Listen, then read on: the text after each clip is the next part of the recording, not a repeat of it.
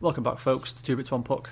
I'm your host, Mr. Intangibles, and a bin boy, Dan Masters, with my good friend, East Anglian Elliot Friedman, and a man who likes to read the rulebook, Will Everett. Will, how you doing? I know we've said it before, Dan, but I'm not East Anglian.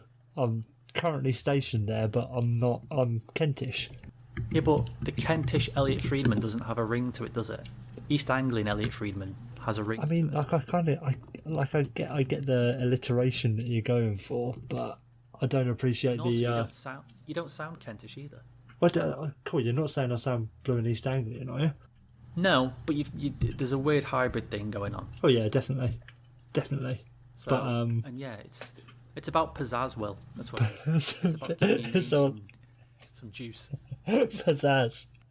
All right, I'll give you that. I'll do it for pizzazz. But apart from that, yeah, I'm fine, thanks. All right, it's a packed show this week, loads of news. So should we just get on with it? Yeah, go on.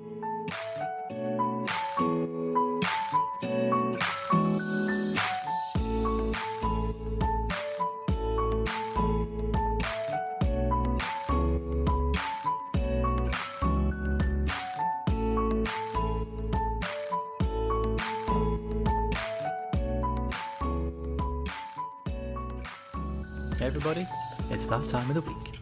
It's the smooth recap. In the Battle of the Hughes brothers, Jack wins out, scoring his first goal in the process. He doesn't only win the match, but now wins his parents' unconditional love and the entire content of their will, because Quinn is now a huge disappointment. Who'd have thunk it? Patrick Marlowe is playing a point per game pace, yet that's still not enough to drag the San Jose Sharks from the depths of the Pacific Division.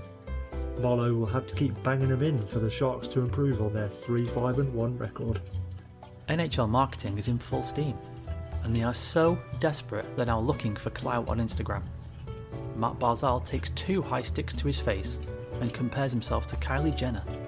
Shameless promotion. In pugilism news, Colby Cave has earned some hairy-knuckled fans after knocking Martin Pospisil unconscious in an AHL fight. That's definitely going to get him some heart votes come awards season.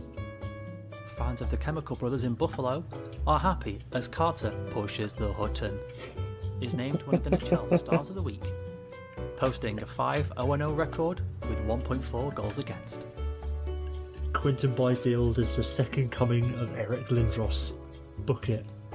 After a literal hangover last season, the Capitals are picking up the pace, and none more so than John Carlson, who leads the league in points.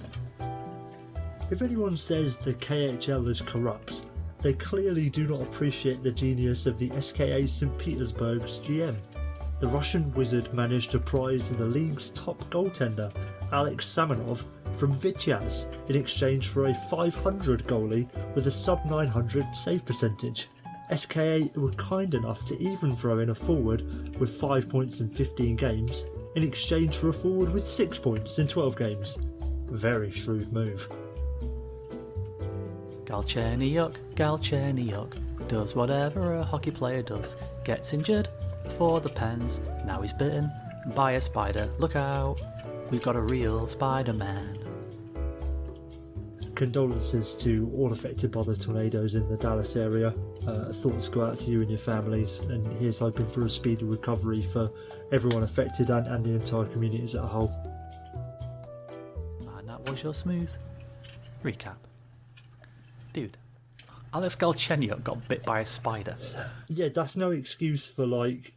I feel the way you've said that has like read my mind, because I was thinking I want to make it clear that smooth recap isn't an excuse for musical numbers, and the way you responded there seemed like I'd already said that.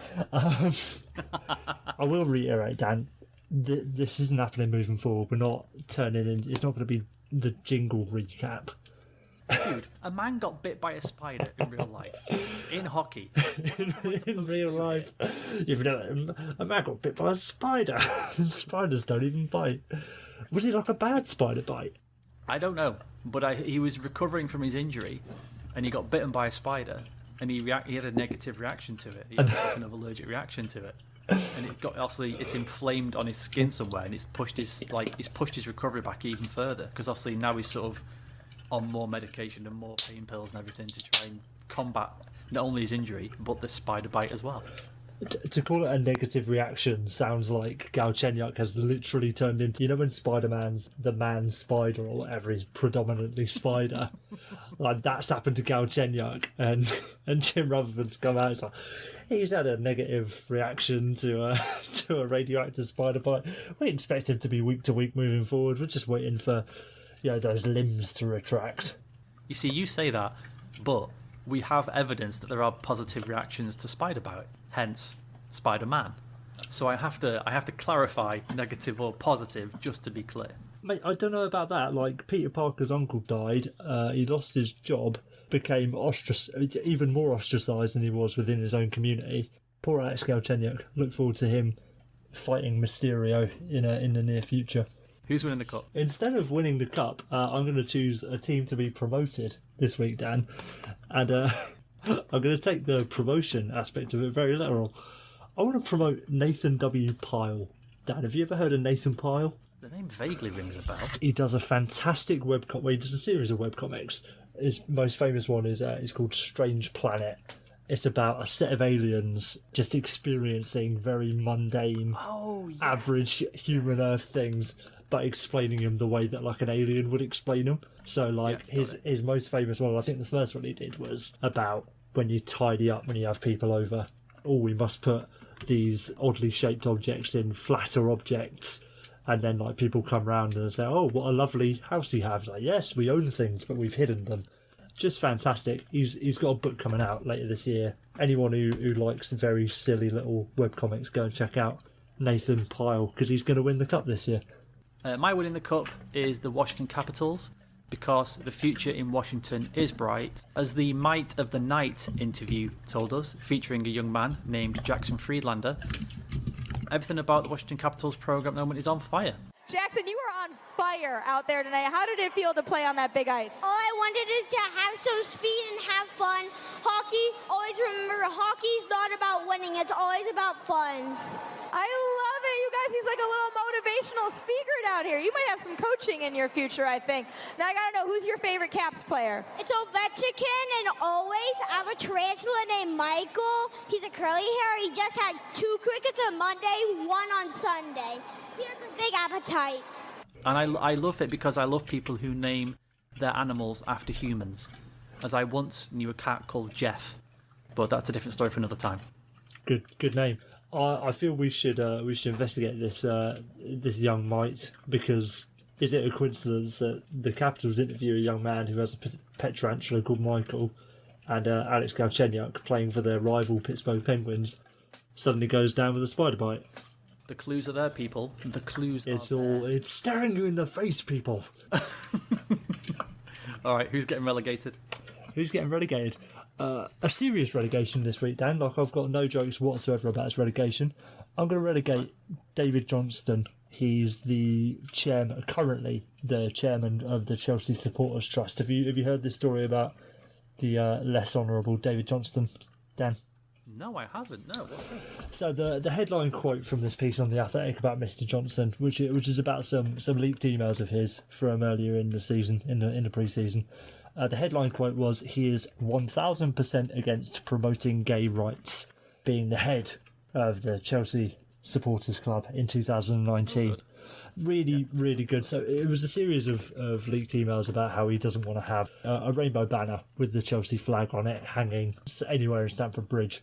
A series of emails that were released, and the choice quote which really stood out to me from Mr. Johnston, I'll read it verbatim: "Not going to happen in the Matthew Harding stand unless we have a proud of being a white English heterosexual crowd surfer." Which to me says not only is Mr. Johnston a raging homophobe, he's also actually fucking racist. Because why would you mention that you're proud of being a white English homosexual? White and English, heterosexual, sorry. So not only is he the head of the Supporters Trust, I will reiterate that, is on record saying he's effectively a racist and a homophobe for one of the largest, most high-profile clubs in world football. It's disgraceful. It's absolutely disgraceful, and he should be sacked, if not stepped down immediately. I know we don't like to bust out these kinds of words all the time, but I feel sometimes they're useful in this scenario. I think it's clear that this man is an absolute cunt. Oh yeah, at the very least we need to set Michael on him. I always like the idea of the punishment, kind of, as I want to think of the dark side of things sometimes. The punishment for something like that should be he should just be locked in a room with 10 fucking giant gay dudes for like a day, and just whatever happens, happens. Maybe they'll just tickle him to death. Maybe they'll just paint rainbows all over him. I don't know. But get in that room, lock the door, and then we'll ignore the screams. If you could have, like, I don't know what the number would be, but like maybe three, and one's like particularly violent, one's like particularly horny, and I don't know, one's particularly placid or something, and just see how that, see no evil, hear no evil, etc. sort of thing. Yeah. See how that plays out. Do you know what I will say as well? Thank you for bringing that to our attention, because now we know. Absolutely. Maybe we should do this more. Maybe we should do this more often. We should, like Vice does all these weird kind of expose pieces and things. Well, we just take other people's exposés and then just highlight them and say that we exposed them. Yes, here's our expose. This guy's an absolute twat. I don't know. Maybe not. I'm going to relegate some of the something a bit close to home, and this may be the first of many this season. It looks like it's going to be another long goal season for the Ottawa Senators, who are being relegated by me this week. A classic. Their power play. Have you seen their power play? No, I haven't seen their power play. I haven't even heard about their power play. What are they clicking at, Dan? It's currently converting at a earth-shattering day after tomorrow style 3%, which is, just great, isn't it? Really. I think they're 1 for 26 or 1 for 25, something like that. That's pretty rough. That's a pretty low number of opportunities as well, which is even worse. Even worse. It doesn't only show that their power play isn't great, it shows that they're not doing enough to actually get power plays. Like, maybe they don't have the puck enough to even have that happen. That's horrendous. I hate to correct you there, Dan, but it's 4% today. Sorry, 4%. 4%. Tied with the Anaheim Ducks. Is the Ducks 4%? Yep, 4%. I don't know how many opportunities they've had, though, because I'm foolishly using the NHL website, which specifically under the power play page devotes 3/4 of the space to the regular standings data. I was going to say, if you look at the NHL stats page, the Sens power play could be at 38%. Yeah, I don't know if this is necessarily accurate. I'm just really glad that I've got ROWs on this power play stats page. Thank God. It's really telling a bigger picture. How many starters and scratches you got? I've got 3 starters and 2 scratches. Holy cow! I have also got 3 starters and I've got 1 scratch. So yeah, you go. You go first on starters. Thank you very much. Have you seen a video doing the rounds of the boy with cerebral palsy at the skate park? No. Oh my God, Dan. Oh, give it a little look on your Twitters or your Instagrams. The Berrics, the famous... No, because it's one of those ones that's going to make me cry. Oh, yeah, definitely. So it's one posted without a lot of context, but a young man has cerebral palsy, seems to be having an incredible life, fantastic life. He's always wanted to ride a skateboard, and his mum has built him a frame to support him so that he can ride on a skateboard. And it's a video of there are sad elements to this as well. It's a video of her pushing him around the skate park on his board, up and down the ramps, and he's having a whale of a time. It seems he's on a limit at the last minute, and he's absolutely loving life, which is fantastic. They're doing it in the rain, so there's nobody there, which is kind of a little bit sad in some ways, but absolute mum of the year. Someone who, without a doubt, is having a far harder time as a parent than many of us out there, and can still go the extra mile for her son. It's beautiful, absolutely beautiful. Whoever that is, I want to say she might be Spanish or Mexican or something. Whoever it is, hats off to you. You're incredible. More power to you. I'm going to go along the same kind of route, actually. Mm-hmm. The 12 and unders girls team for the Johnstown Warriors took part in the Little Penguins program in Cole Harbour. And it's a thing that's kind of that Crosby's a part of. They're foster girls, they're foster children, and it provides them with 10 sessions of practice and head-to-toe hockey gear, which is amazing.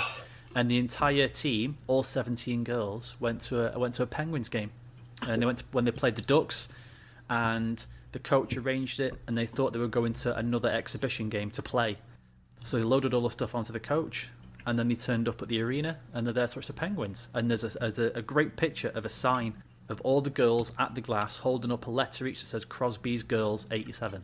Beautiful. Fantastic. And just a tiny little thing again on Crosby, we still don't appreciate him enough. Did you see that goal he scored against the Avs?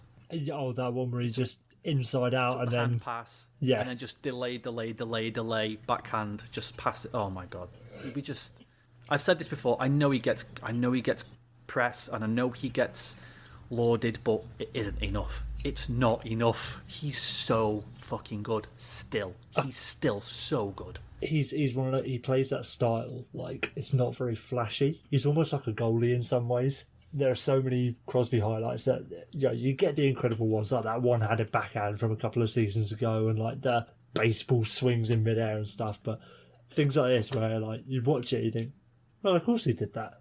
What else would he have done? Like, that's the obvious thing to do, and that's his genius. It just makes it look so. If we can understand why he's done it, then it's like he's teaching while he's playing. How can I make this goal look as simple as possible?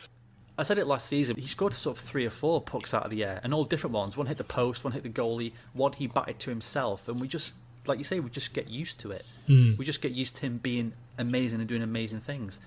But if you watch that play against the Avs at normal speed, it looks great. But you've got to think, okay, put yourself in his mind at that time. Imagine you're on the ice. Close your eyes. Imagine you're on the ice and you're him at that time. For him to be where he is against the board with there's a D-man, I think, an attacker on him. Then he dekes around another defender, and then with the presence and the sense of mind to just wait out the goalie and just pass it in. Oh my god, crazy! So good. We're not going to. I tell you, in 10 years, people because he gets grief at the moment because he plays for the Penguins and he's Crosby and whatever. But in 10 years, I think the outpouring of this is one of the best. He might be one of the 3 best players who ever lived. Ooh. I mean, I get it, Gretzky, Lemieux, or the usual top 3. I tell you, for me, Crosby he's fucking close. He's not in there. Who are you displacing from that top 3 though? Well, you've got to have a D-man in there, aren't you? And I'm a Bruins fan, so sorry, Mario, off you pop. Oh, mate. No. I'm joking. Oh, jeez Louise. I'm joking. Jeez Louise. I don't know. It's tough because Bobby Orr changed that position. That's why it's hard. It's tough because he essentially reinvented how you could be a D-man. And he was fucking insane at it. That's the thing. Even if he hadn't done that, he's still like ridiculous. I know. So it's hard to then discount him. But I think it's time.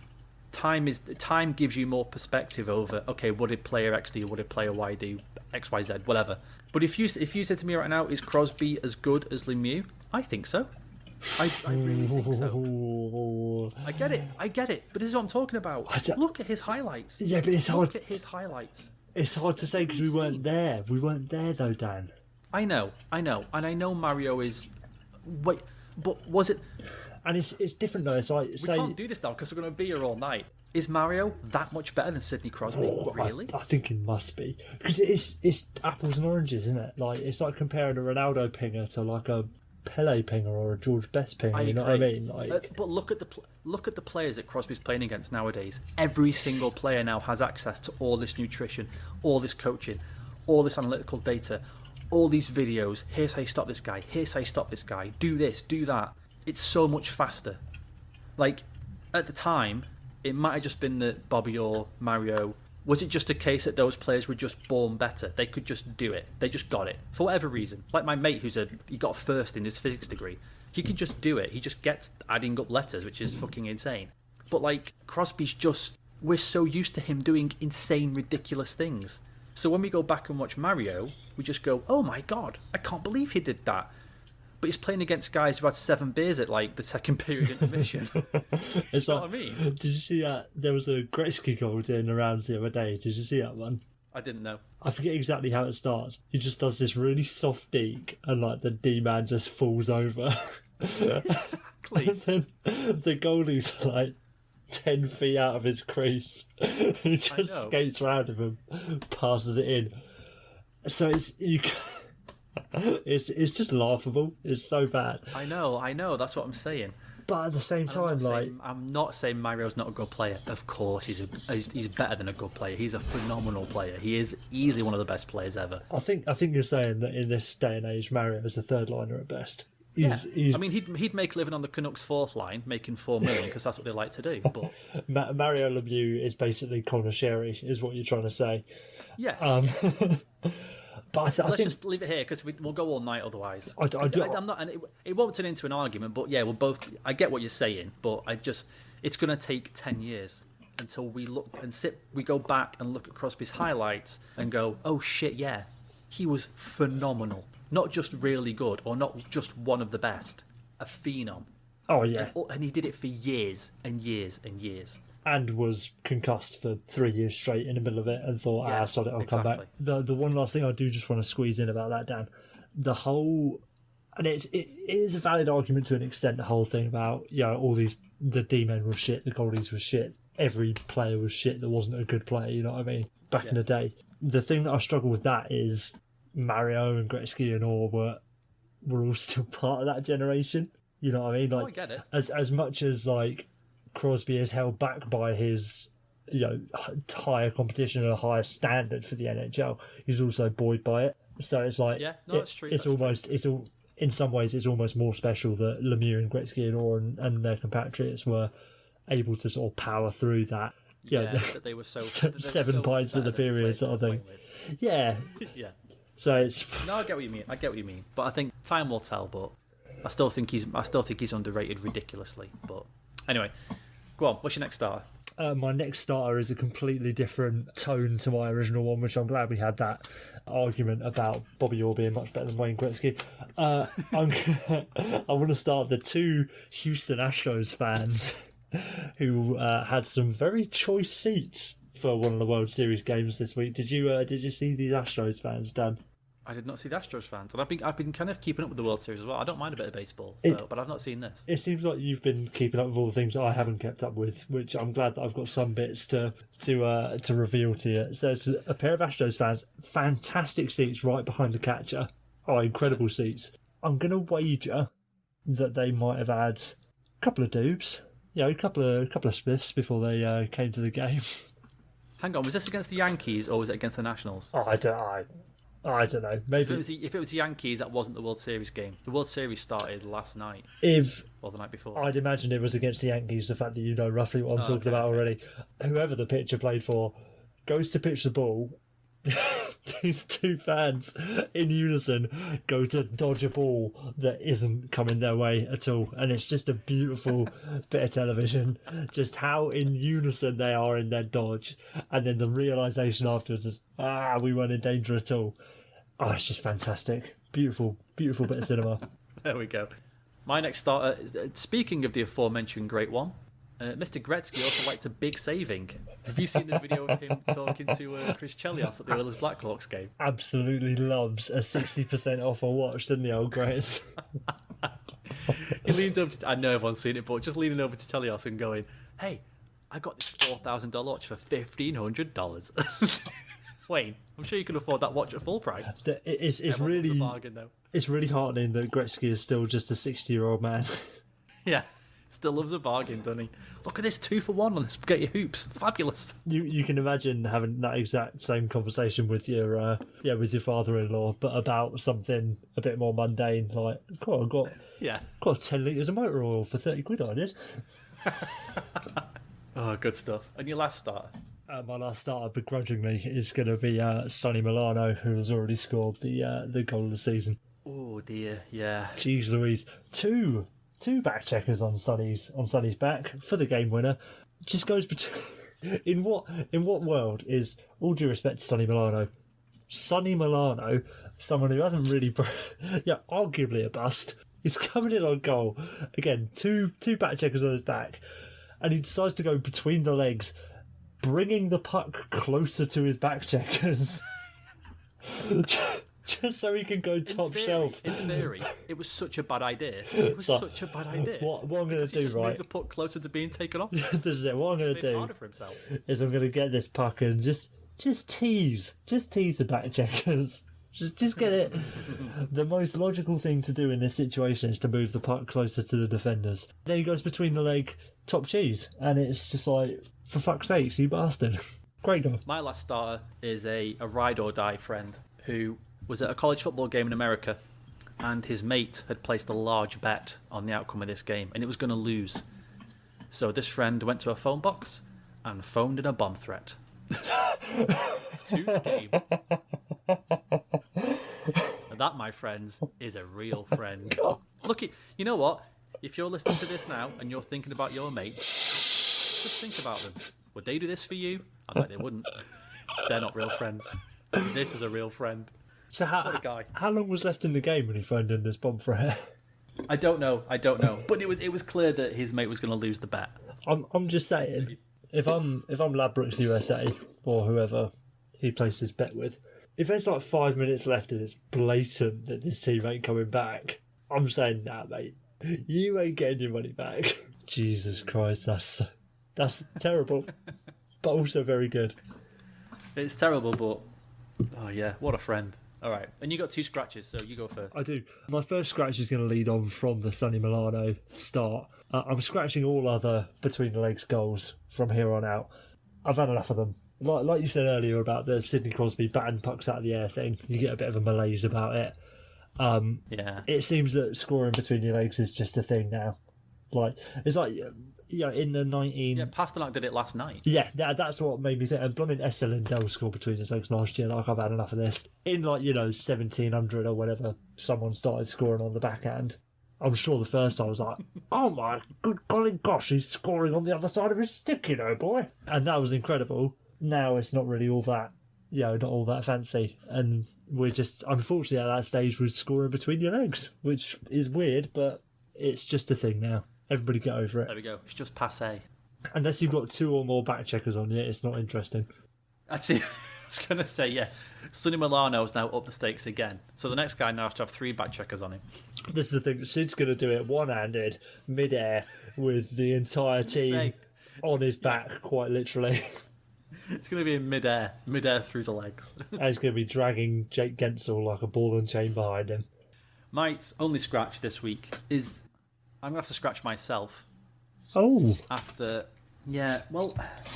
this might seem like a bit of a hot take. So I tweeted out how cool it was when Eliud Kipchoge broke the 2-hour marathon record. He did it in under, he's the first guy. Under 2 hours. 2 hours. Incredible. So I watched a little documentary about how he did it, and he cheated. He cheated. He didn't do that thing. In The Simpsons when Bart poses as an Italian man in a marathon, he takes the taxi to the end. So have you seen all the things they laid out for him to do it? No, nothing. Right. So the course was set it wasn't a real marathon. He just ran the distance. So when you see those people running with him, they aren't other competitors. They were people who were positioned in a way, I think it was an inverted V, around him to reduce wind drag on him. Oh shit! The course was set out for him. It was just a straight back and 2 course. It was in Vienna because they found a strip of road that was something like 6 miles long. So he ran down it, ran around the roundabout, ran back, ran the roundabout, did that 4 times. So it was perfectly straight. There was no gradients in the road. There was no up or down. So it was just a straight run. He wasn't. He had these special trainers made that are kind of a bit. Are they legal? Made for him for this race. He had So the pacemakers I mentioned, he had pacemakers at different stages. So the pacemakers would run a certain distance at the right speed, then 2 would tail off, and 2 new ones would join at the right speed. So they kept changing pacemakers the whole time, so nobody got tired, so to speak. And he had a car in front of him that had a glorified laser pointer on the back that fired a green kind of square at the ground near where he was running. So he knew, okay, I've got to stick to this pace. If it turned red, he was going too slow. I'm just like, hang on a minute. Do you know what I mean? Yeah, I do know what you mean, but the geezer still ran 26 miles in under 2 hours. I know, but come on. Yeah. There was somebody broke Paula Radcliffe's women's marathon record a few days after he actually did that. But that was done in an actual race with other people trying to barge and shove you out the way. And I was like, now that's a real record. Now I can get behind this. This just seems a bit dirty to me. Seems a bit, hey, here's a hockey quote for you. It seems a bit greasy, Will. A little bit greasy. What was the guy's name? Was it Eliud Kipchoge? Eliud Kipchoge, yeah. Yeah, the geezer won the London Marathon last year. It's not like he's just suddenly 2 hours. No, in 2 hours 2 minutes. He's only like, yeah. It's not like he was some really shit marathon runner. And his first best time was like 2.5 hours. He's like, yeah, mate. When you finish up on a Foster's, do you fancy doing a marathon in under 2 hours? Oh yeah, Ryan. Just seems a bit cheeky. I don't know. He wasn't on the sniff, was he? No. It's not like every 200 metres he was getting a bump. It just seems a bit like, oh, this guy's broken the marathon record. Well, he was on a skateboard being pulled by a car. Well, you know. I feel like... It seems a bit cheaty to me. Dan, someone's broke the world land speed record. So, yeah, it was in a custom car that they designed specifically for the test. Oh, what? It wasn't in a Kia Sorento. Oh, not interested. Not interested. So that to me just seems that's different. That's different. Someone's just landed on Mars, Dan.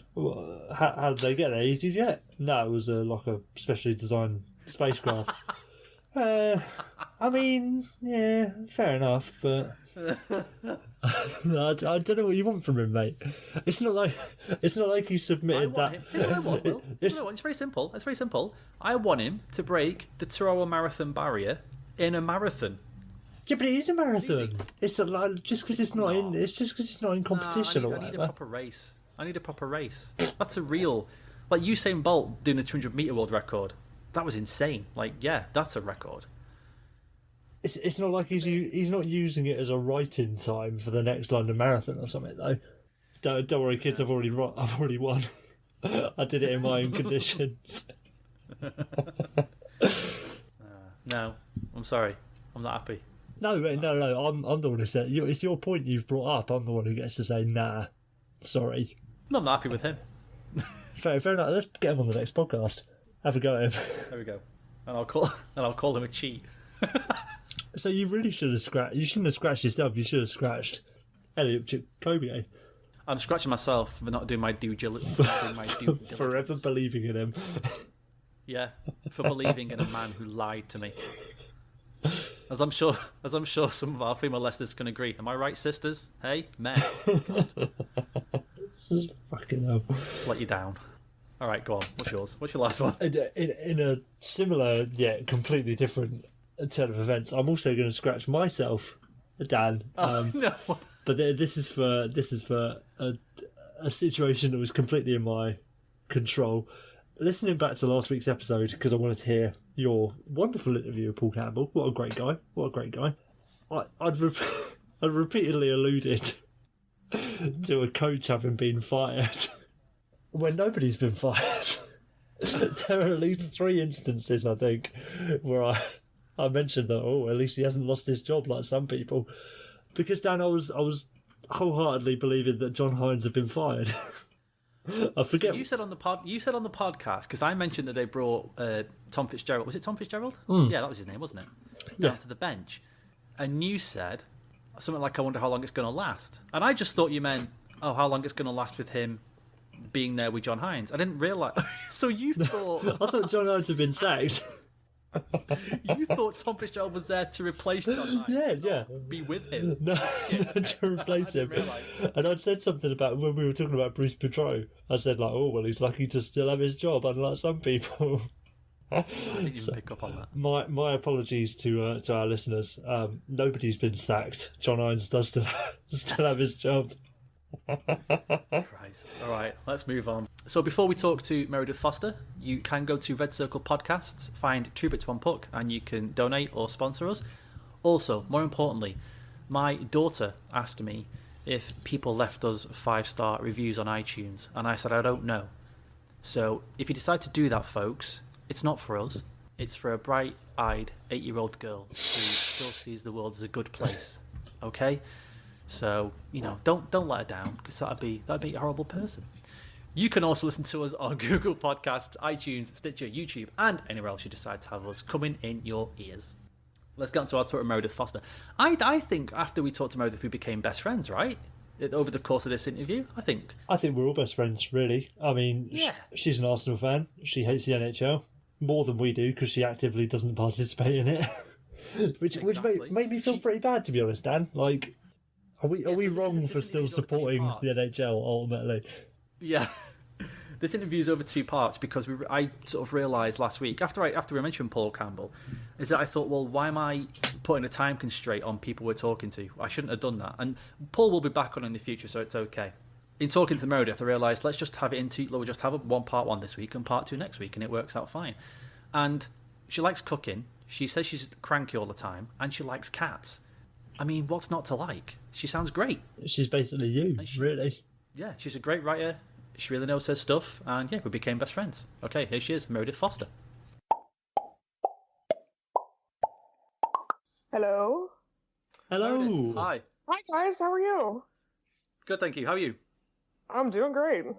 Fantastic. Cheers for coming on, Meredith. Thank you so much for having me. I'm excited. Don't even. I'm Will, by the way. The other voice is Dan. Okay. I'm the I'm the rough northerner of the team. What variety of northern are we talking here? Between Manchester and Liverpool. I'm equidistant between the two, so yeah, I get all the culture, but also all the problems. Well, especially today. I mean, depending on what happens between the United and Liverpool, we'll see how many problems we get. Well, I don't support either team, so I'm okay. I can just enjoy that game as a neutral. But you go. Yeah, my wife's a big Liverpool fan, so she's watching it now. Okay. It's just kicked off, isn't it? Yes. Yeah. All right. You into your soccer yourself there, Meredith? Yeah, I'm an Arsenal fan, so life is suffering. So Yeah, I'm a Gooner too, and it's been one of those funny things in sports where the hardness is coming 6th in the Premier League, which is just a terrible life to have to live. Yeah, it's not great. Being generally successful but not successful enough is really hard. Well, see, I only got into football maybe about a year and a half ago, and so I didn't know that Emery was the first coach in so many years, and so to just watch this last year, it's just like, okay, this is going to be my life now, isn't it? Okay, sure, let's do it. Why not? I suppose in some ways it's good that you missed out on the later years of Arsene Wenger and just seeing this idol of Arsenal football slowly being sort of ushered into the darkness and having fans turn on him and the entire world just collapsing around you. It wasn't all that fun. Maybe that's a small mercy then, yeah, who knows. Quickly then, how did you get into soccer then? What's the link? I was watching, so I did a lot of freelance writing for a couple of years, and I was I needed some background noise, and the World Cup was on, and I was just going to be white noise while I did some work, and then I got into it. I started enjoying what I was watching, and it just kind of snowballed. So it was procrastination brought you to football? Basically, yeah. Procrastination and an accident, and then because I fell in love with Team Croatia during the World Cup, and it just they became my team. You can't come on an English podcast, Meredith, and say you fell in love with Croatia in the 2018 World Cup. Oh, that's true. Oh God, that's true. Thanks for calling, Meredith. It's been great. We'll talk to you soon. Okay, bye. Well, I've done my part right good. The Americans alienated people already. This is off to a great start. Yeah, we did. Start as you mean to carry on.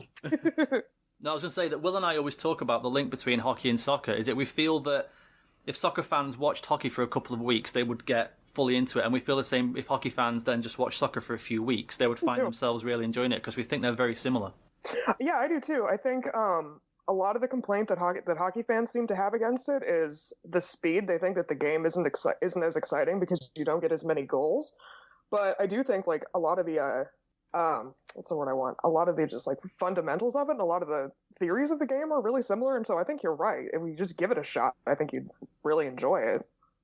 I think the thing that can really appeal to maybe the more tactically minded hockey fan with footy is it's so big picture, and you really can see, right, this is what this team's actually trying to do, and it's just going to take, rather than a split second you're end to end and you've got a play happening, you can see, oh right, this is what they're trying to do. Let's see if it works out, sort of thing. And last question on soccer, how did you choose Arsenal? Oh, sure. Kind of just by gut, because I know a lot of Liverpool fans. Like, a lot of my friends all over the world who like soccer are Liverpool fans, but they didn't grab me in that very specific fan sort of way, you know what I mean? Even though, like, I adore Jurgen Klopp, I think he's fantastic, and they've got some great players. Yeah. But I was just sort of flipping around waiting to find my team, and then it was an Arsenal game, and just like, oh no, it's going to be you idiots, isn't it? Yep. And then sure enough, and I'm just like, I adore Pierre Aubameyang. I adore Hector Bellerin, both as a player and as a person. And it just, they just got me. That's fabulous. That's fabulous. It is that weird thing. We've talked about it on the show before. Just being hockey fans, we don't have to pick a team. There's no geographical reason for either of us to pick our teams. There's no reason we can't just watch the game and enjoy it as a spectacle. But something innate in us says we have to find something to root for and somebody to pick. And yeah, it's always the same as well. Yeah. Yeah, I wrote there's a soccer blog I've written a couple of articles for called Unusual Efforts, and I wrote a whole piece, I think back in January, about just becoming a fan, and it's that exact thing. It's just, you don't know what it is. It's just very very a very emotional tie that you wind up to with the sport. It's great, even if it hurts like hell. So still great. Yeah, I guess it's the same as choosing a partner in life. I think sometimes there are certain you can. God, my wife's going to kill me if she hears this, but I've said the same thing. I've said to my wife all the time. I say, I don't know what drew me into wanting to be with you, but I just couldn't stay away from you. And my wife is not. She funny. Does not. If you say to me, "What do you like in a woman?" Usually, like, and I don't usually go for the stereotypical women, but it was never anything that my wife has, and I still don't know what draws me into her. But it's one of those weird things. That's so fascinating. Yeah, it's crazy. Yeah, I love it. It's funny looking at like the infancy of any relationship, be it in real life or with a sports team or whatever. It's that early days of almost choosing the person and not knowing quite how far you get, and then suddenly you just wake up one day like, oh, this is my life now, and I can't imagine it any other way. Totally, it's a beautiful thing. Okay. It really is. I was going to do a whole fancy introduction, but I feel like we're already talking, so what's the point? Let's just kind of, the flow is already there, so let's just, in a very Mark Maron style, let's just go from here and carry on. Bring it. So, obviously you work for the Ice Garden over at SB Nation. Yes. You focus on primarily Finland and Sweden. How did you come to do that job? How did you get to that point? Getting this entire job was an accident. Like, so much of my life in sports has been a total accident. When the Ice Garden put out their initial call that they wanted people in 2016, I was already following on Twitter Hannah Beavis, who was our original editor, and I was already I liked women's hockey, but I didn't think I knew anywhere near enough to actually write and sound like I know what I'm talking about. You know what I mean? And so I applied to be an editor and a proofreader because I love picking out people's commas and things like that. I'm that nerd. And so I sent in my application, and she came back to me and was like, I want you to write. I really like your voice in this application. Will you consider writing for us? It's like, okay. If I have to. But I got into the Nordic hockey because I lived in Finland for a year. And so it just seemed like natural to go from this place that I was already interested in, that I've spent a lot of time in, and that nobody really in the English language seemed to be talking about these places. And it's so kind of, I write articles that I would want to read. And then the more that I read about it, the more I was like, okay, yeah, this is definitely my turf. And it turned out, actually, when I lived in Finland, the then Espoo Blues actually played in the rink right behind where I lived. And I didn't realize this when I was there because I wasn't a sports fan yet. But so they won a bunch of championships literally in my backyard almost. That's unbelievable. So why did you live in Finland then? I was an au pair for a year. Basically I got out of university. I didn't know what I wanted to do. I knew I wanted to get to the country somehow, and more than just a vacation, I wanted to actually really experience it. So I got myself an au pair job, and I was there for a year, and then I went back. I was there from 2010 to 2011, and then I went back in 2012 for about a month, and then in 2015 I went back as my 30th birthday present to myself. I'm like, all right, screw it, I'm taking a vacation. I'm going back to Helsinki. and then I went to Sweden for the first time in, what was it? Yeah, April of 2018.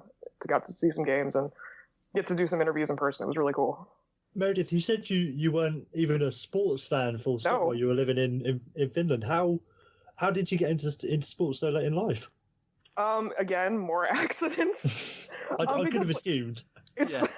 Well, because like I didn't grow up with like, the stereotype. So you think of American families, you think of like, it's Sunday, your dad's watching football, or he's watching baseball and he's yelling at the TV. My dad was a philosophy professor who couldn't give two rats about sports. So I didn't have any of that. And then when I was about 20, because it was the lockout of like 2012, 2013, I stumbled upon this article about Sidney Crosby. And I was like, oh, okay. It's like 2:30 in the morning. It's whatever. Let's go down a Wikipedia rabbit hole. And then when the lockout ended, I started watching games and I got into it. And it's been 7 years, because I was 26 at the time and I'm 33 now. So again, just accidents and weird coincidences have brought me into sports. So you've become the black sheep of your family by enjoying a very normal thing such as sports, which is beautiful. A little bit, yeah. Would you say then that Crosby's your guy? Because he was like the first player you kind of noticed or sort of paid attention to? No, not anymore. The NHL and just the very North American hockey culture sort of broke me in terms of like just how depressing it is, and the way that they treat women and minorities is just so appalling that really the thing that really broke me with the Penguins was when they went to the White House and his quotes about just, it's not our business. Like, it absolutely is your fucking business. You're standing there. Am I allowed to swear on this podcast? I swear like a sailor. Oh yeah, without a doubt. Oh good. Please, Meredith, please do. Yeah, we'll lose some listeners if we don't swear, I think. So yeah. Oh, fantastic. We're in a wonderful company then.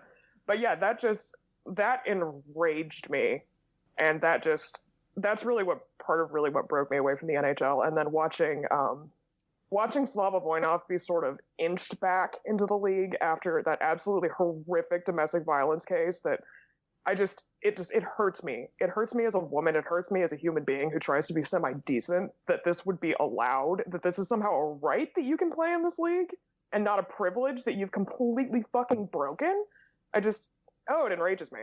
The thing with the whole Penguins in the White House, now just every team has been to the White House since Trump got in, and especially with the Voinov thing, like it's such burying your heads in the sand, saying, separating the office from the person or whatever, it's not our business. Like for a league and for a sport that the culture is so entrenched in accountability. Yes. To not have that social accountability in the most key moments is just it's insanity. That's absolutely a wonderful mental way of putting that, and I couldn't agree more. It's a shame that we have to agree on such a thing, though, isn't it? And we've said time and time again, Meredith, like this league does everything it can to tell women and minorities that we do not want you, we do not like you, we don't care for your business, and we're going to give a monkeys whether you're watching or not. So it's good that with the power of the internet in 2019 that there are other avenues, like you say, we're barely even covering women's hockey in North America or Western Europe, let alone Scandinavia. So it's incredible that you're able to be out there and doing that sort of work and exposing people to other ways of consuming hockey which aren't as morally bankrupt as the NHL. I try.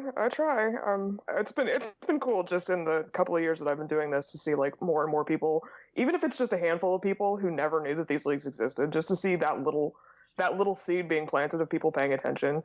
Just like, all right, cool, this is good, this is worth it, this is what I want. And again, like, it's not totally morally bankrupt yet, which is always a plus. Well, I was going to ask, like, do you see in the women's game at large, like, those stark differences that it's absent of traditional hockey culture as we know it? Is that generally absent from women's hockey? Would you say? It's harder for me to say that about the North American game, because there is definitely a lot of that influence you see in the players from the United States and from Canada. But the things that I love about the women's game that you see more blatantly is you see more blatantly out LGBTQ players, which is wonderful. And there's not the shame and the stigma about not being heterosexual that comes in with just, the sexism and the misogyny of the men's side. There still isn't a lot of diversity, which is, again, partly an economic thing because the game is expensive to start and to play. But then the women's game also faces the struggle of it's women playing. They're not going to get the same stuff. They're not going to be treated the same way. But I do think there is more. There is definitely more of a progressive attitude in the women's game, but depending on where you're looking at, influences exactly how far it's gone and how far there still is to go. Does that come across in the same in reporting on hockey? Have you encountered any pushback being a woman, or any sort of, I guess that's chauvinistic opinions or comments or anything like that on anything you've written? Have you ever encountered anything like that? Remarkably, I've been lucky, and I think because I cover such a niche area of such a niche sport, you don't find me or find my stuff unless you're already really looking for it. Mm-hmm. So, like, I've had a couple, when I've tweeted about college stuff, I've gotten a couple of just calm down. It's not that big a deal. That sort of really patronizing bullshit. Yeah. But I've never had any of the really vile or really vicious trolling that women in other sports get. It seems to be when women are speaking out on the mainstream sports, like the big four in America, and especially in hockey, if you're talking about the NHL, like you say, where the male gaze already is. Like, yes. 99% of male fans of hockey aren't watching, the NWHL or the CWHL, let alone Nordic hockey. So, right. I can see why you'd be fortunate enough to avoid the bulk of it in that regard. Yeah. Some of our writers at the Ice Garden have had some just nonsense to deal with, but I'm not going to say I'm upset that I haven't had to deal with it, because no one should, but knock on wood that it stays that way. You can only hope that as we move on through the passage of time, that it's only going to get better and better. But yeah, I hope. I mean, you look at other aspects of society and you think, we've not made the progress that we should have in 50 or 100 years. So who's to say that allowing women to enjoy sports is something that's going to change over the next few? Yeah, we'll see what happens. I try to be optimistic, because if I'm not at least somewhat optimistic, I might go insane. But we'll just have to see and keep pushing and keep the pressure on and just keep fighting. That was one of the reasons why we wanted to have you on, because Will and I I guess we both feel like we're just ranting into a black hole sometimes when we come on and talk about things like this, because I know that we're both for get everybody in sports to watch everything, be who you want to be. There shouldn't be a problem. I don't want to say progressive, because we just see it as, well, you should just be a normal human being and let people be. You're being good people. Yeah, just be who you want to be. I don't see how that's... It shouldn't be progressive. Yes, it shouldn't even be lauded as, oh, wow, this guy's not a complete twat. Great. Like, no, exactly. Just don't be that anyway. But I feel like, even on issues such as... I wanted to ask you about Austin Matthews. Sure. It's very noticeable that every commenter on the issue who had a public platform or who spoke about it was a man. And I thought, like, did nobody just go and say, like, right, let's just talk to 100 women and just say, this is what happened. What do you feel? How do you feel about this as a woman? And I just thought, here we go. What was your read on the situation? Because Will and I ranted about this for a good 25 minutes. I was furious. I mean, like, I don't know if this is if it's like this in the UK. I know it's different in some of the countries that I've traveled to, but one of the things that American girls are raised with is we are just sort of naturally aware, and I don't want to say afraid, except that's the way it is. We have this air of caution about us that is passed on from our moms down through the generations of things happening to us, like crimes being perpetrated against us by men. And so the notion of a group of guys, or even one guy, coming to your car at 2:30 in the morning, drunk, being an idiot, is terrifying. It doesn't matter that she's a security guard and probably has been trained for situations like this. That's completely irrelevant. The notion of being approached by strange men in any situation at 2:30 in the morning is absolutely terrifying. Not to mention you're going to pull your pants down because you think it's funny. That's garbage. The whole thing was just absolute garbage, and I'm not mad at all that she decided to press forward and press charges against him, because that was the response that I saw from all the women on Twitter that I follow, was just, I would be scared out of my fucking mind, because you don't know what's going to happen to you in that situation. You don't know what influence this person is under, whether it's like a depressant substance, whether it's a stimulant. Like, if you try to fight back, are they going to even feel it? And so just the absolute terror that goes through you at something like this, I don't even think it can really be described unless you've experienced it. And so for people to downplay this as, oh, he was drunk. Haven't you done stupid shit when you were drunk? Yeah, but you know what? I've never approached somebody at 2:30 in the morning and assaulted them, essentially. It was just horrifying, and the lengths that people went to minimize her fear and to minimize what he did. And I mean, it's not like, in fairness, it's not like a Voynov situation. It's not like there was violence involved, but the threat of violence is absolutely a crime. I can't remember which one is assault and which one's battery in criminal law here, but just that fear hanging over someone is absolutely a weapon. And women know that, women, minorities, non-binary people, trans people know that fear in itself is absolutely a weapon and is absolutely as traumatizing as the event itself in a lot of ways. The most disappointing aspects of the Matthews case, aside from the heinous act itself, is the fact that Matthews, one of the new faces of the league, one of the new superstars ushering in a new generation, and not a white man at that. Not a white man at that.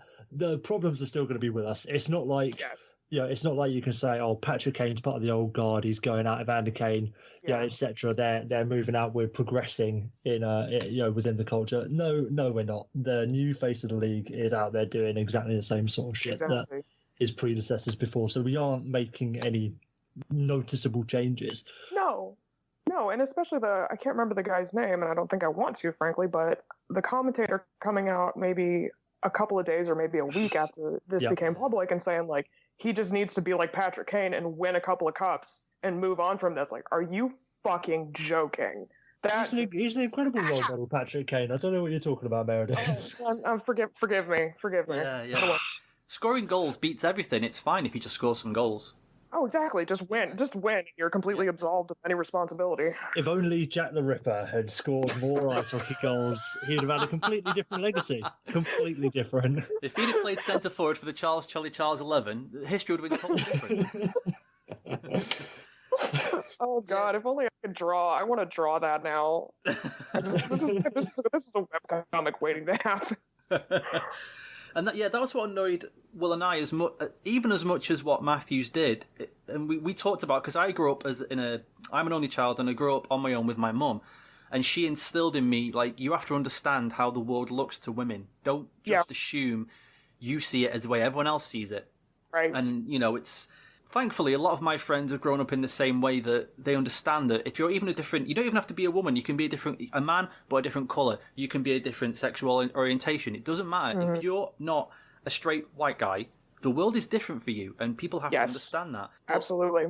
The thing that annoyed me and Will as well was the fact that nobody just came out and said, what the fuck was he doing? What an absolute dick. Even his and it drives us mad all the time, and we've ranted about this plenty of times, but I always say, At what level, when is the point where a teammate will go in front of the media and say, my teammate has really fucked me off. I'm really annoyed with him, and he'd better sort this out because I am not happy. Matthew's teammates are coming out saying, well, of course, we're going to support him through this. And we're just like, what are you talking about? He's not the one that needs support. Yeah, nobody in the media wants to say anything. They're all so scared of losing their fucking job or something. They're all just like, well, it's not good. Well, no. You don't understand. It's worse than not good. It's really, really bad. His installation of fear in that woman at that time is insane. And that drives us mad as well. It's just the lack of, I guess, balls to just say, this is bullshit what he did. Yeah. Yeah, and that the one person that did stand up would be ostracized, which is even... Exactly. Oh, goddamn the NHL. Love the sport, hate the culture. Yeah.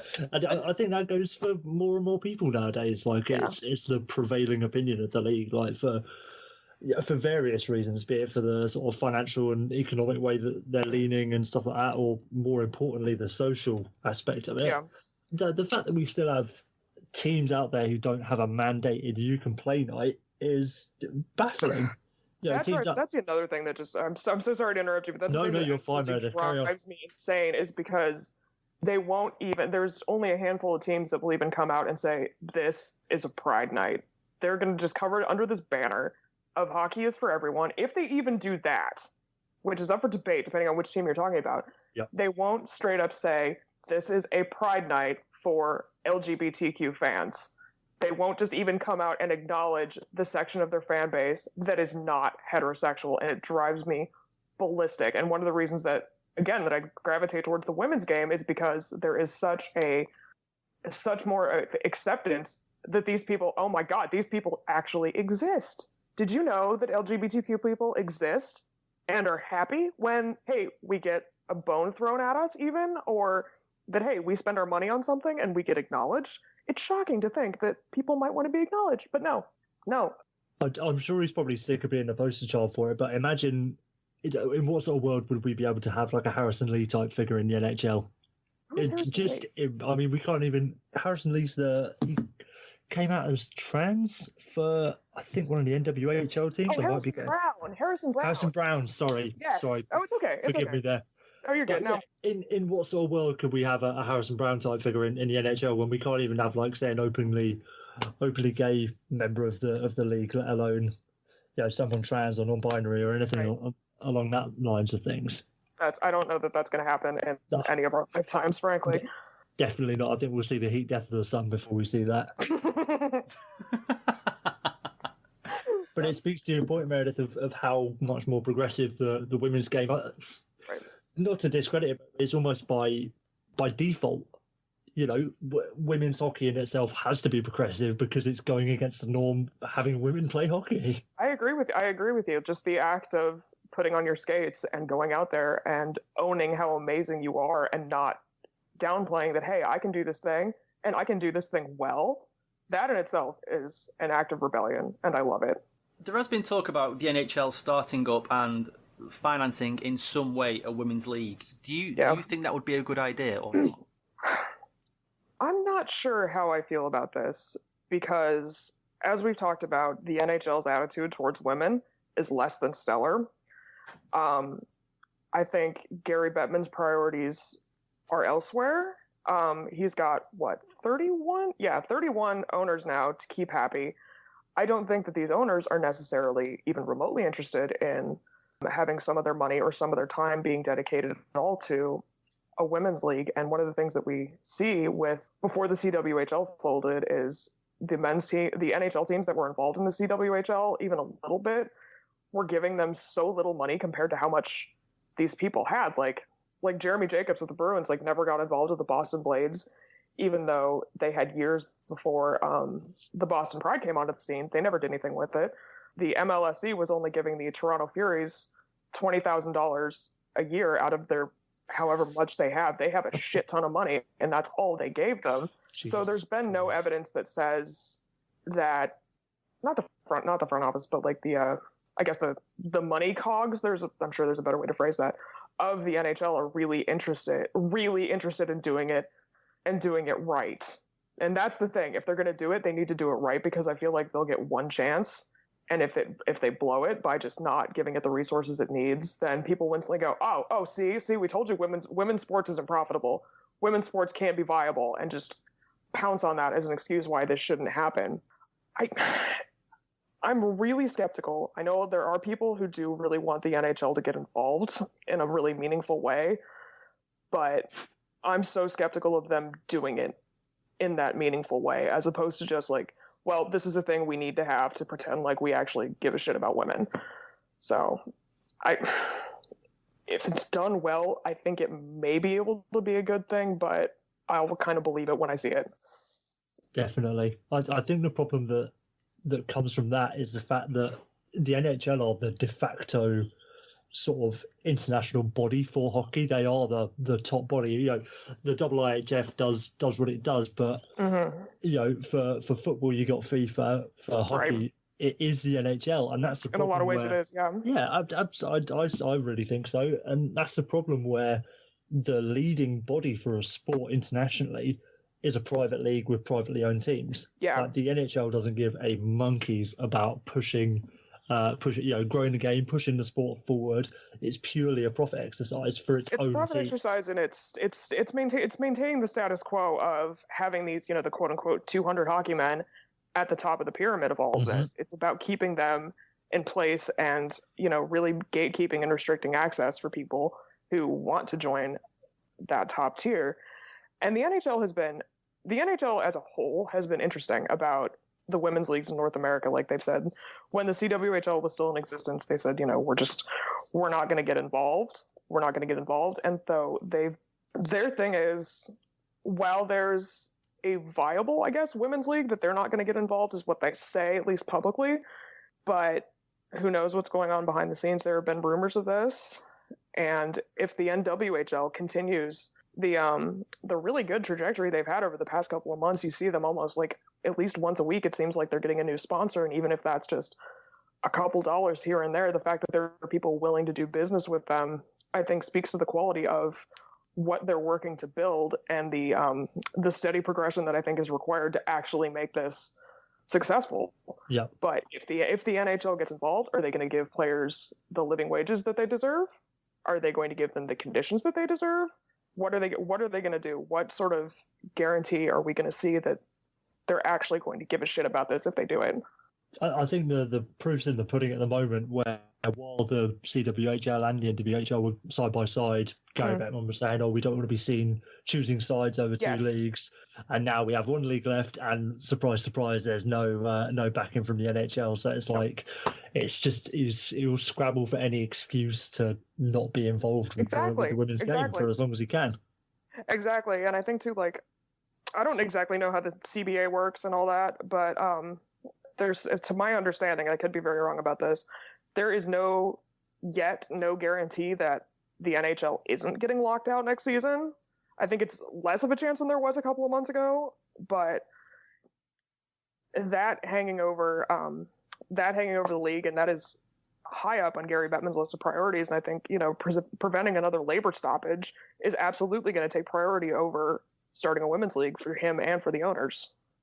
Yeah, absolutely. And then with Seattle coming in a couple of years down the line, there's a lot on the NHL agenda to get out of the way before they're going to, in some ways have time to think about getting involved with women's league. Exactly. Or at least that's how they'll look at it. Yeah. It's like with any large organisation, there's always going to be people available to work on something. It's just whether you want them to work on something or not. And whether you want them to work on something and whether you're going to give them the conditions to succeed while they're doing it. Like, are you just going to, I don't know, throw them an old laptop and, some crumbs? Or are you actually going to invest in them and wait for your investment to blossom?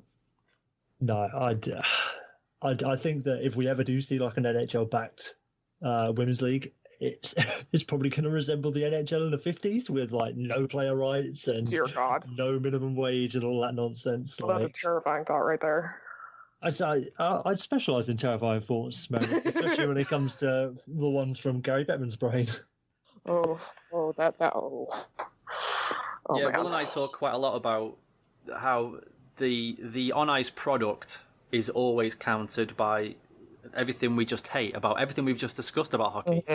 And we find it really hard to not be... And we seemingly every week have to say, all right, sorry, folks, I know this is meant to be a fun show, but we've now got to talk about X, Y, or Z, because, again, some absolute moron or idiot has done something ridiculously stupid.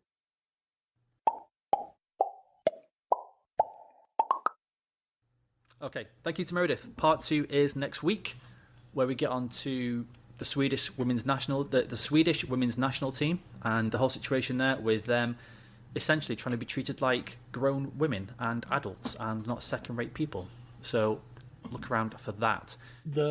Sorry, Dan, just to interject. The great thing about this first part of Meredith was, that I thought was getting a sort of first-hand and different perspective on all the social wrongs with the NHL.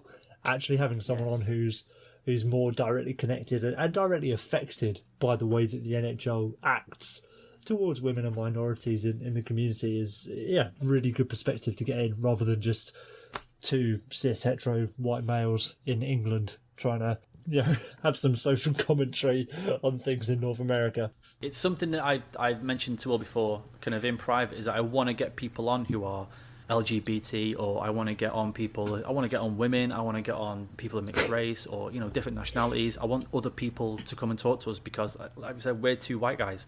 We don't see the things that should be seen because it just doesn't come across our radar. And we want to, like Meredith said, I think she says in next week's interview, she says that even though she's got her little corner of the world in what she does, if she can get it out there that these things need to happen, then that's great. And that's what we feel as well. So that's why I wanted to get Meredith on as well, was to give that perspective.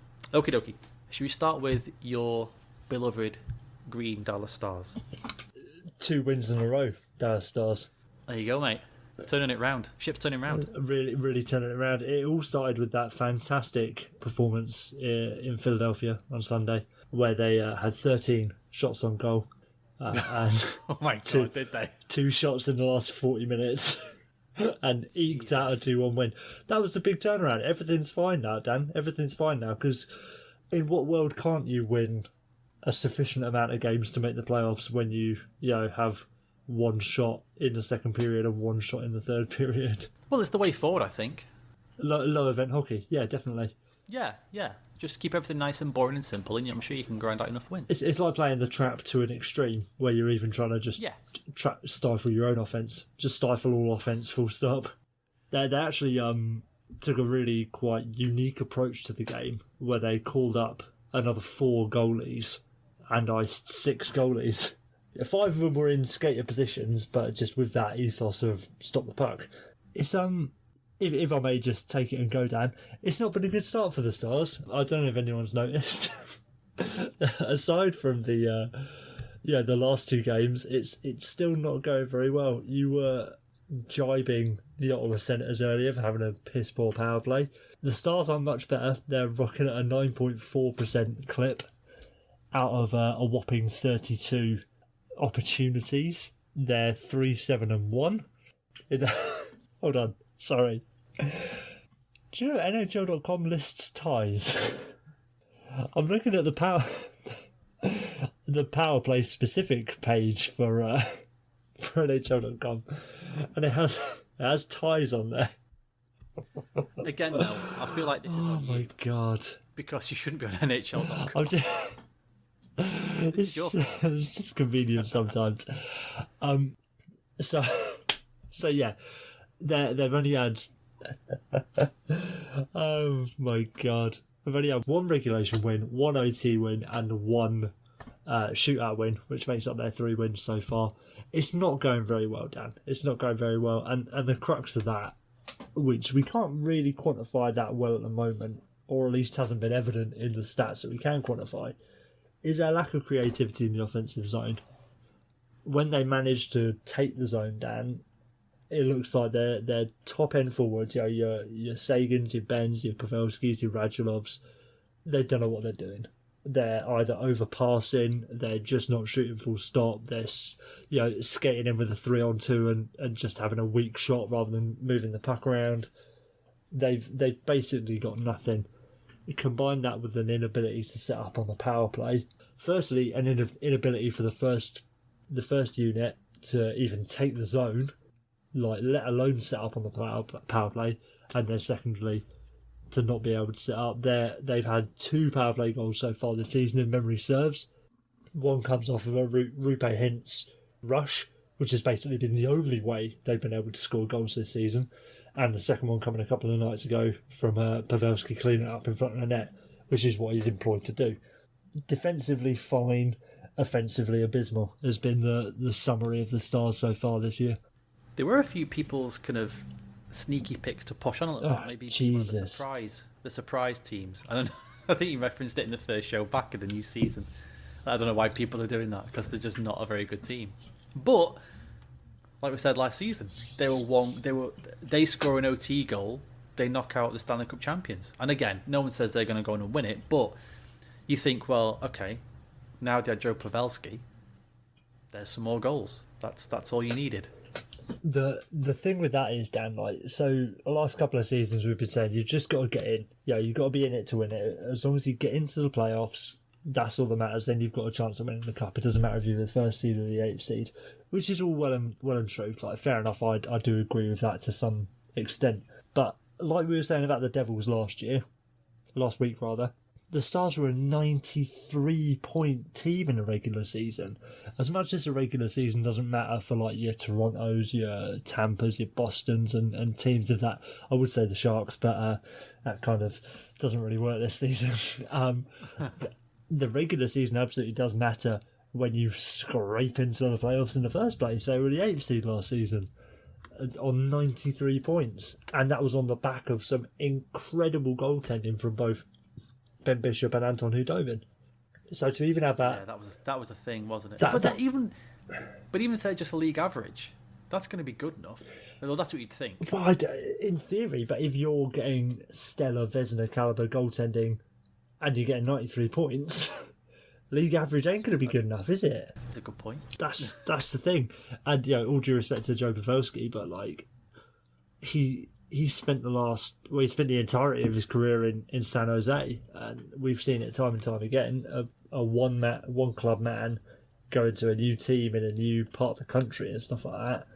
He's not necessarily going to have the best year of his career, is he? Let alone when you combine in the fact that the geezer's 35 years old. Don't get me wrong, I was excited to get Joe Pavelski. I thought he was an absolute steal on that contract to an extent, but it wasn't a very good team last year, and I still don't think fundamentally they're a very good team, and they're showing that by coming out of the gates 3-7-1 so far. I think all it's going to take is somebody from the front office to come out, call them all a bunch of twats, and they'll be fine. That's all they needed last season, so they'll just do it again this season, and they'll be all right. Do you want to know what I'm truly concerned about for my beloved Dallas Stars, Dan? This is getting to some real talk. Oh yeah, without a doubt.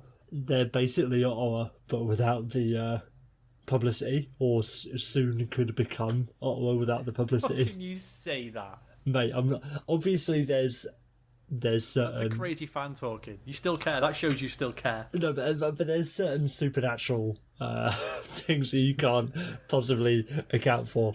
Like, Cody Cece setting someone on fire at a barbecue. And, all the extracurricular mental shit that went on in Ottawa, and probably will continue to go on with. It's not normal for your CEO to come out and act as a mouthpiece for your owner and call your two best players fucking horse shit. It's not normal, is it, Dan? All right, Jeremy Jacobs. Well, I don't know, Will. In this new era of the NHL where it's all about marketing, I don't know, Will. Maybe it is a new thing. Maybe he was in charge. You think Jim Lights was cutting a promo on Tyler Sagan? Yeah, I do. Tyler Sagan, I'm telling you. I just think, like, they're a bit... We've seen this story before. One overtime goal away from knocking out the eventual Stanley Cup champions. Yeah, all right. Etc. It's a fair point. I'm just saying, it's not normal. Probably 29 other owners in the league that wouldn't come out and chastise their number one centre for having a poor shooting percentage. The only two exempt from that. I like how you said 20. Yeah, it's Eugene and Mean Green Tom Gallardi. It's oh dear. All right, it's a fair point. That's a fair point. Oh, thank you. They usually are. I still think they'll be okay. I do. I think they've got enough good players there. Like you say, Pavelski. It's going to take time for him to settle down, and I know we're games into the season already. 10 games in or something like that for some teams.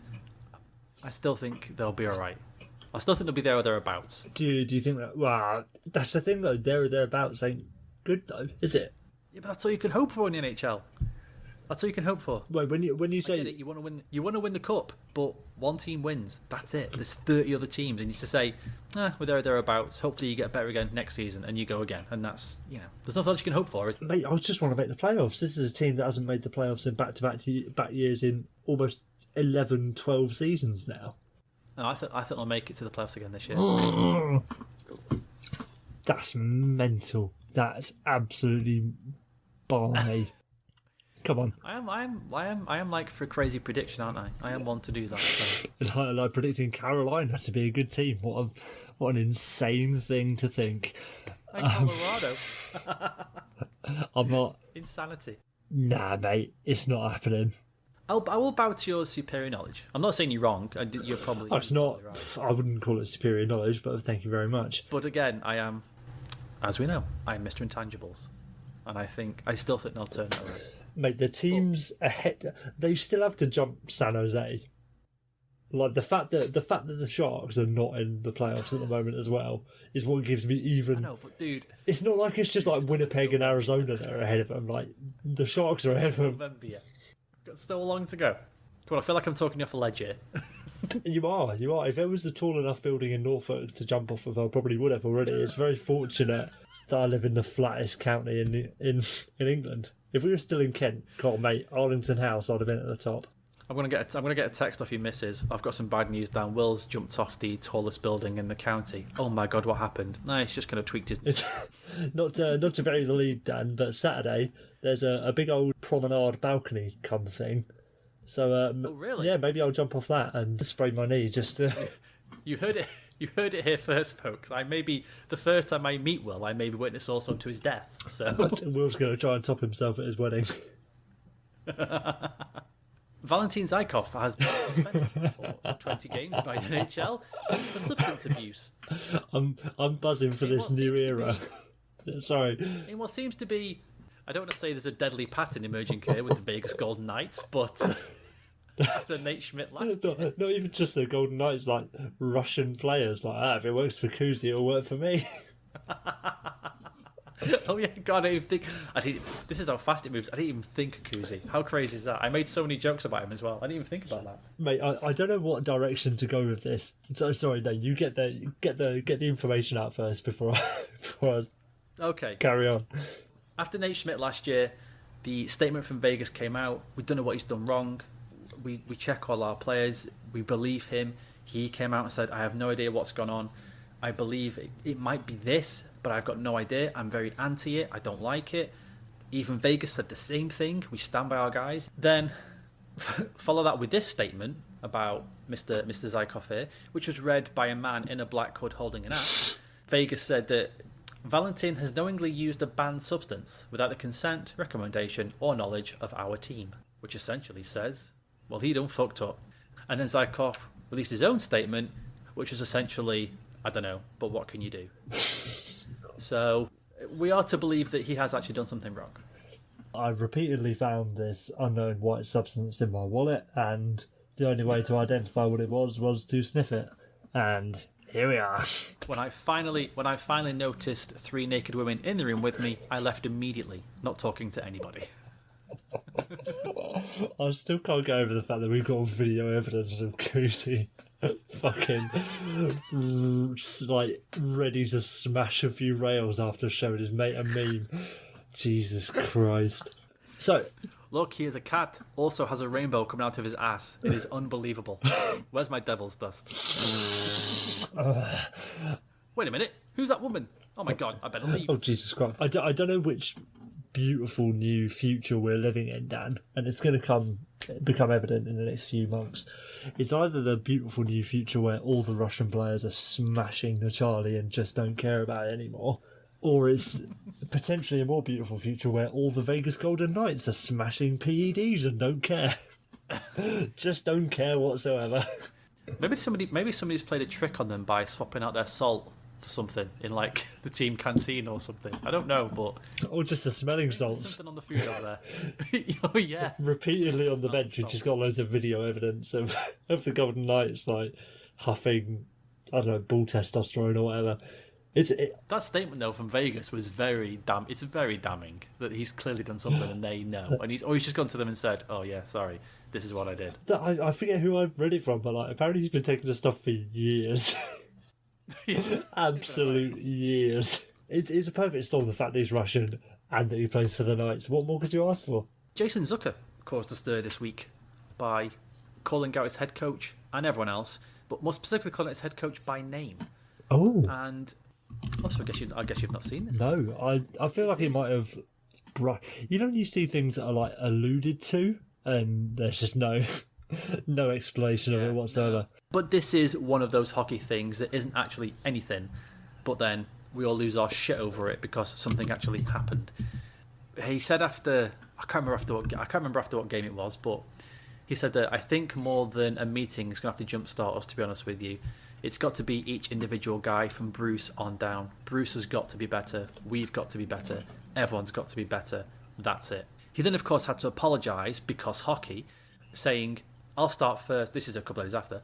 I'll start first by apologising to Bruce. There was no reason for me to use his name in that quote in any way. My intention with the quote was to state everyone needs to be better. 99.9% of that is on the players. So there you go. You've heard it for the first time. What do you think? Nothing really wrong in that, is there? Like, No. It's very not hockey, but he's right. If that team's absolute dog shit, which the Wild were before they won 2 games, he's right. Even the coaching has to be better. The players have to be better. Everyone, if you're that bad, then there's something wrong with everybody, and everyone's got to chip in. And I get it; it's not the hockey way, but he's right. And Boudreau said, I don't give a shit. It's fine. He's right. We've all got to be better. So it was nothing. Like there's nothing between them. That's nothing and nothing. But it's one of those things again. It's hockey, and oh my god, he mentioned the coach by name. It's the thing where if you're saying that a team has to be better, that includes the coach. Otherwise, you're saying, exactly. If you exclude the coach from that saying, from that, call to arms, as it were, you're saying that the coach has no input, like no positive input or whatever. Like by saying that your best players have to be better and your worst players have to be better, like everyone's included, sort of thing. So. Yeah, good on Boudreau for not having a go at him for doing that sort of stuff. If it was the NBA, nobody'd give a shit. I wanted to mention a couple of signings. I was kind of interested that it took this long for somebody to sign Brian Boyle. And I know we're not, I know he's not sort of, he's signed to the Panthers 1 year, 900,000, but he scored 18 goals last year. Did he? No, exactly. No, he fucking didn't. He scored 18 goals last year. Brian Boyle. Brian Boyle scored 18 goals last year. That's fucked up. For a fourth line guy making 900 grand. I'm sure I said this on the preview or maybe the one before the preview show, that there were still people out there to be signed. And I said, I'm surprised no one signed Brian Boyle yet. I like his game. For a fourth line guy, I think he does a good job. I didn't even know he was not signed. Yeah, I love a bit of Brian Boyle. That's mental. 18 goals. Do you know Brian Boyle has more goals than assists in his career? That's funny. I did know that, yeah, because I looked that up when I saw how many goals he scored last year. I was like, how many points did he have then? And then, okay. That's still crazy good. Really good. I mean, good pickup, but I always think it's a bit worrying when teams sign players at the end of October. You know what I mean? It's a little bit. Yeah, I see what you're saying. A little bit like, are things really that bad that you got to sign someone? And if they are, have you really done your job over the summer? Have you really? If you thought this geezer was going to make enough of a difference, you'd have signed him in July. Hell, you'd have signed him in August. You wouldn't have signed him on October the 21st. And then, at the other end of the spectrum, Nico Hischier gets a nice large contract. 7 years, 7.25. Now I put somebody, I can't remember who tweeted out the contract, but I think I put something like, sorry, how much? Or something like that. And I think I will hold my hands up and just say I haven't watched enough of Hischier's game to know whether he's progressed enough. The geezer had 50 points as an 18-year-old, so he's got to be decent. Like, we all know that he's good. And like any contract, for second contract nowadays, if you're getting him for 8 years, isn't it? Or is it 6 years? Hischier's contract was 7 years. 7 years, 7.25. So 7 years, in theory, not too bad. Like, I'm going to defer to the Devils fans that you see on Twitter. They're happy with it. Yeah, so it's at Mella Steve replied to me. This is what he said, though. This is what he said. Deal's going to look like McKinnon's does right now, halfway through. I can see that. So I then did a little bit of digging. So I thought I'll go back and look at his draft class and see how he stacks up to other players in that class. So I looked at the top 10, and I looked at the top 10 who were centres, who were also taken in that class. You're looking at Nolan Patrick by any chance? Yeah, but I didn't want to just. I wanted to get a proper, because I couldn't remember how many centres were taken. I'm trying. There were 7 centres taken in the top 10. But they're really what, in 2017. Yeah. So, all right, go on. Ooh, quick quiz. Go on. Excellent. Hischier, Patrick. So if I can just run through the top 10. So Hischier, Patrick. I'll edit out your I'll let it out your silence bit, so don't worry. Thank you. my elongated silence. Hischier to the Devils, Patrick to the Flyers, Heiskanen to the Stars, McCarr to the Avalanche. Obviously, those two aren't centres. Fuck, who went fifth? Was it back? No, it wasn't. No, I wasn't Barrett Hayton. It was 2015. Ah, mate, the forgotten draft class. Can you give me? One's a big one. One's a big one. Oh, Pettersson to the Canucks at 5. There you go. Pettersson goes 5. Can you give me the next 5 teams, or is that cheating too much? It'll be the next 4, because number 10 was Owen Tippett, who plays right wing for the Panthers. Of course, the next 4 were all centres. The next pickup was who now plays for the Golden Knights. Oh shit! Cody Glass at 6. Elias Anderson at 7. Wait, so 8 was that the Oilers? No, it wasn't the Oilers, because the Oilers had shit. So number 8. Do you want the team? 8 and 9, the last 2 centres. Yeah, go on, give me the last 2 teams. So 8 was the Sabres. Oh, Casey Mittelstadt, yeah, of course. There you go. And 9 was the Red Wings. Oh. I wouldn't have got this one. I was obviously I looked at the list for the research purposes, but even looking at the list I was like, holy shit, he went 9th. God, no idea. It wasn't Michael Rasmussen, was it? It was Michael Rasmussen. Well done. Shit. He gives me the air of a late 20s pick. Yeah. So I just wanted to kind of check up on these players, see how they kind of stacked up against Hischier. Oh, Hischier's got to be miles ahead of the rest of them, isn't he? Apart from Pettersson. Yeah.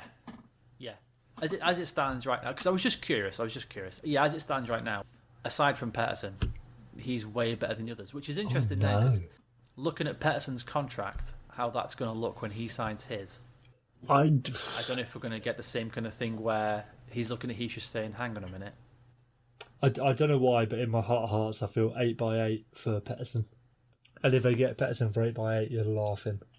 Did you know that boy just packs on a bit of muscle? Oh my god. He doesn't even need it. Doesn't even need it. Like, that's the thing. Well, here's the thing though. I'm only saying that though because this is going to sound really weird, but if you're a shorter player, yeah, it's fine. You don't want to be stocky as shit. You want to be like nippy and speedy, but because he's tall, I think he needs to bulk a bit. I just feel like I feel like he's an old tree in the wind. Oh mate. When he's on, I'm just scared of him getting snapped in. As a 6'9" hockey player, I know exactly what you're talking about. Like, there you go. Mate. You can sympathise. Yeah, definitely. Send Pettersson a message. Just send him a letter or something. I feel for you. I feel you're out there. You're representing Elias. Dear Mr. Pettersson, I'm writing to you today with I've got great concerns about your stature. I say this as a man in your same predicament. Did you know that Nolan Patrick's injured, hasn't played all year? Yeah. I didn't even know that, which is a little bit concerning for a man who played 33 games in his draft year.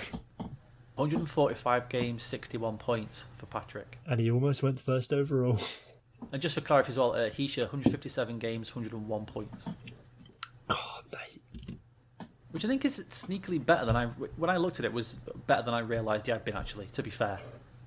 Okay, who would you, as a man with no vested interest in any of the top 5, how would you redraft your top 5? Oh, damn it. Here you go. I'd take Heiskanen first. Oh, thank you. Would you really? Genuinely? Yeah, I would. I think the car. Oh god. Well, to be fair, the boy's good. Two D-men first and second. You take Heiskanen over Heiskanen and Makar over Pettersson. Do you know what that is? That's my defensive mind thinking. That's what that is. I mean, you've got to have a horse back there, haven't you? Maybe I'm stuck in the old way of thinking. I don't know. It's the classic. It's always. I remember this vividly. One of the first ever things I heard on Merrick versus Wyshynski was Jeff talking about teams. You always need a really good defenseman. Always. They're so rare to get that kind of, holy shit, this guy really does drive this team. I get it. Pettersson's unbelievable. For comparison, we looked at, obviously, Hischier, 157 games, 101 points. Patrick, 145 games, 61 points. Pettersson, 79 games, 74 points. He has missed time, but again, I think that's just him kind of growing into himself. And I think as he obviously gets bigger, and I think he will fill out a bit more, he's going to be... Do you know he shoots at 19%? That's great. Like, that's one of those ones that's crazy, but it's not like 30% crazy, you know? It's just like, Jesus Christ, he's good. I know. It's fucking ridiculous. 19%. I mean... That's just how I would build a team. I would always, to be fair, if I had a franchise goalie who I could guarantee could play for 12 years and be awesome every year, I'd take the goalie, because a goalie will save you from everything if he's on fire. We've seen it a million times. Yeah. But just in that draft, I honestly, I just think I would. I always think you can find goals. I'm not saying it's hard now, because it's apples and oranges, and I'm probably gonna get roasted for this, but I always think you can find a player. James Neal, there you go. You can just trade for a player who's having a bad time, get him on your team, put your arm in. Don't do anything difficult, mate. Just stick it in the back of the net. All right, go and do that. You're good at that. I know you can do it. Just go and do it. Mate, you just signed Brandon Pirri for 1 year and 750k, and you've played him enough, and he's a 50-goal scorer. We just talked about Brian Boyle, didn't we? He had 18 goals last year. That's just my way. That's just how I would build my team. I would always look for that defenseman. Even then, though, Hischier and McCarr, I think they're both really good. That's the thing. Like, Miro's got the extra year playing versus McCarr, so it's hard to compare the two right now, where McCarr's got less than 20 regular season games under his belt. And McCarr's on a better team, so it helps him a little bit. Yeah. You know, his stats are going to look a little bit better because he's on a really good team. Yeah, McCarr hasn't had to drag around Roman Polak or Andrei Sekera. And then I would probably take one of those two. Are you having to choose between Pettersson and Hischier? Oh no, I would take Pettersson over anyone else. Heiskanen or McCarr, and then Pettersson. And I get it. That's just how I. Like I said before, I love a good defensive hockey performance. I love a cheeky 1-0. I love a 2-1. You know, sometimes I like a team that can win 7-6. Soccer, I play defense and I play goalie. Field hockey, I play goalie. That's just how I view the game. I like to keep it nice and clean and simple at the back. Get me a guy who can move the puck around, score me a few points as well. That's what I like. That's good for me. That's the thing, to your credit. Like with Heiskanen and McCarr, like you're not exactly picking, you know, Nicholas Chalmers and Matthias Ekholm or anything like that. You know, there's still going to be chances created from those two and bloody goals scored by the dozen. Hey man, if things go the way that everyone's going to project it, we might be coming back in a couple of years looking at Cody Glass and saying, "Really, you wouldn't take Cody Glass?" Jeez, Louis, I'd tell you now. I think my top 5 would be. I'd probably go Pettersson, Heiskanen, McCarr, Hischier, and then it'd either be Cody Glass or Martin Netskas, because Blumenau, like they're both having a hell of a start to their rookie seasons. Yeah, that's true. It wasn't a great draft, the 2017 draft, but it's slowly producing some really good players. Yeah, it wasn't lauded, was it? It wasn't kind of. God, I didn't remember anything about that draft really. Even like I say, when I look back at it, I couldn't have told you that Michael Rasmussen went 9. I had no idea. No, definitely not. Not compared to have you kept up on this year's draft at all? Everyone's kind of raving up. This is the year, isn't it? Everyone's kind of like, holy shit. This is mental, absolutely mental. Like if we can get enough picks this year, we're set for life, kind of thing. Jesus Christ! So like Lafreniere, 34 points in 13 QMJHL games, 24 assists, and bloody Byfield's got 27 in 13 in the OHL as well. Like, mate, I mentioned it off the top, like this Byfield kid is going to be offensive. Like, the geezer's a tank and he scores for fun. Like, I'm buzzing, absolutely buzzing for him to get into the league next year. And then the two Swedish kids, Holt and Raymond as well. And then there's I think there's a Russian goalie. I forget his name. There's like guys like Mark. Oh, it's gonna be. Askarov. Askarov, that's the one. Yeah, he's meant to be. Oh, I forget. I think it was the coach of like the Canadian under-18s that was just saying, yeah, we couldn't. Like, you game plan for a goalie generally just in he's good at this, he's good at that, but rarely do you come across a goalie he's just shit hot. What can you do? Yeah. There's a lad from Finland as well. He played in Liga last year, and I think he was averaging. I think it was a half a point a game. But obviously, he was like, he's like fucking 17 or something. Oh, it's Lundell. Anton Lundell. Yeah. Two-way centre. Everyone's kind of raving about him as well. Come on, mate. Yeah, this draft coming up is absolutely stacked. That's going to be ridiculous. Absolutely buzzing. The German kid Tim Stultz as well. Right, let's move on rather than waxing lyrical about the draft, which is 8-9 months away. So there we go. Yeah, Nico Hischier. Worth that contract. Looking back at it. Yeah, definitely. I think so. That was it. Sorry, the one thing I wanted to mention about Hischier as well. Go on. 59 giveaways, 98 takeaways. Jeez, but they always compared him to Datsuk. And it definitely seems that I wasn't an unfounded comparison. Last thing before we move on to man versus 8-year-old was Drew Doughty said in an interview last week that looking to put it to bed now. I don't really talk about those kind of things anymore. Let's just get on with it. Whatever. Let's just play hockey. He tries to quash everything, and then Matthew Tkachuk and Drew Doughty get into a little tangle, and it causes Mark Giordano to go Superman. Picked up by Tkachuk, and he gets taken out, and a good check by Drew Doughty, who goes low on Tkachuk. And this is the first of Doughty and Tkachuk of any significance we've seen, and it's a giant dog pile. These guys have been pretty quiet tonight in terms of playing against each other, but it erupts here in the third period in a game that's out of reach. And it all started with that hit by Doughty on Tkachuk. And comes flying in from the left-hand side of the screen into a Kings Flames dog pile. So, I'd only seen the Mark Giordano thing. And still, I didn't know this ended up in a brawl. Mate, that Doughty hit.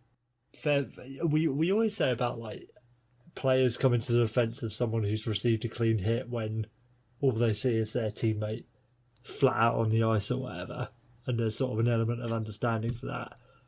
This Doughty hit's low. That is, I mean, lucky that it's not that low, but it's, say for example, you were 100 feet away and you saw this hit, you might be, you'd be forgiven for thinking it was a low bridge. Excuse me, jeez Louise. Fair play. There was a nice big dog pile. A bundle, you could say. I've just got an image of Giordano in my head, just super. Mate, absolutely, doesn't give a fuck. Just straight in. Just full in. And this is after, so it was this relatively low hit, and then at the point that Giordano comes and Superman's in, it's basically just Matt Tkachuk repeatedly cross-checking a downed Drew Doughty. I'm coming, Matt. I'm gonna save you. That man might snap your stick. With his face or his back or his head. And here's my first one of these of the season. We need a playoff series of this. Give me 7 minutes. Take a drink. Mate, what we need to do is we need to have the season end and the standards be set, and then the NHL decide to change whatever format they have so that you get the Kings and the it turns out that we have to get Golden Knight Sharks and then Kings Flames. Mate. Yeah, turns out that we disregard the 3rd seed in the Pacific Division and replace them with the 7th seed. So congratulations, Kings, in you get. The reason I brought this up as well was that Drew Doughty said that his mum wasn't happy with it. Wasn't happy with him. Yeah, after he scored that OT winner the other day, he said that she got in touch and she wasn't happy because, you know, she said what I did on the ice wasn't right. Which I guess is a point, shouting, suck my fucking dick or something at loads of fans, and then doing the cup here thing is, you know, yeah, your mum's not going to be too happy with that. Oh, mate, that's the drainy thing, isn't it? Like, I reckon if you're an NHL player and, like, you're mic'd up or whatever, most of the time you still got a mum. You know what I mean? Like, Yes. You're still going to have to hear from your mum and say, oh, I didn't think that was very nice what you did. Can't you play nice? And, like... I was a bit sad about it, though, because I was hoping his mum would just come over the top. Like, yeah, fuck Matthew Tkachuk, little prick. You can, Fucking, my Drew's going to eat his fucking you can lunch. suck my fucking I hate dick. him.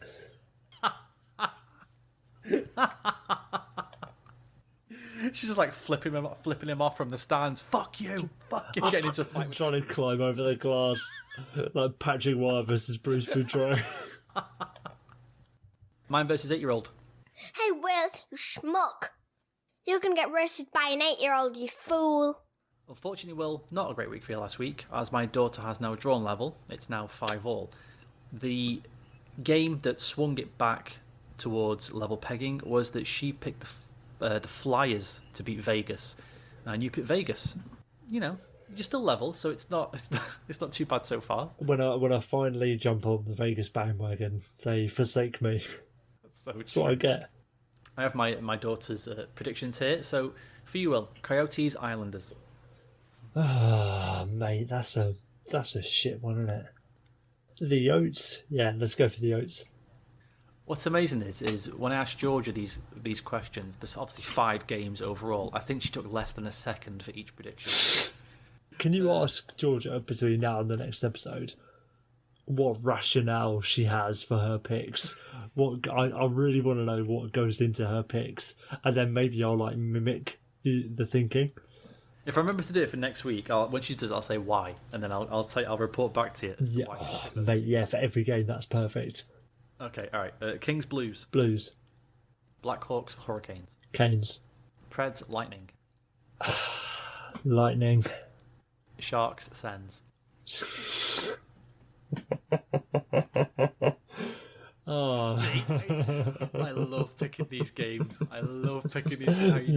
I knew. Like, oh fuck, that's horrible. that is horrible. I know. I mean, it's still got to be the Sharks, isn't it? I don't know. Well, if you say so. It does, doesn't it? Like, you'd pick the Sharks in this situation, wouldn't you? Next year. Don't draw me into your terrible decision. Next year, you're picking the games. We'll do. What? All right. Well, you've got to find me a reasonable competition. Like I said, maybe a cap. Perfect. Yeah, we'll do man versus 3-year-old. What I'll do is I'll get pictures of each of the team's logos, and Luna can just point Pictures. and say, right, that one. That's got the Kings will never get picked because they're not colourful enough. It's the Sharks, and I'm going to be so. When are they playing the Sens? When do I know to not? Oh, I don't know. I want to say Friday or Saturday. Oh, gutted. I was going to say we're going to try to find the telecast that you went. Yeah, no, Sunday, 6:00. Blackhawks Hurricanes on Saturday. I think friend of the podcast Joe has NHL TV, I assume, so we'll all be after the wedding breakfast we'll gather around his phone, watch the Hawks Hurricanes. That's amazing. This is my kind of wedding. Hopefully nothing to so the first dance is we'll cover this later. Okay, that's your show this week. Thank you for listening, folks. Don't forget to rate, review and all that bullshit. Will, any last words? As you might have cottoned on from the sort of nods to it throughout the season, the episode, I'm getting married on Saturday. Congratulations, me. If you want to send me any wedding presents, please DM me on Twitter and I will send you my bank account details. Only in multiples of 50 is the cash offerings I accept. Dude, how mad is it that this is the first time we're ever going to meet face to face this weekend after 3 seasons on this show? Mental. How many people invite what is effectively a complete stranger to their wedding? I know, it's ridiculous. Alrighty. Anyway, take care, folks. We'll see you later. Peace.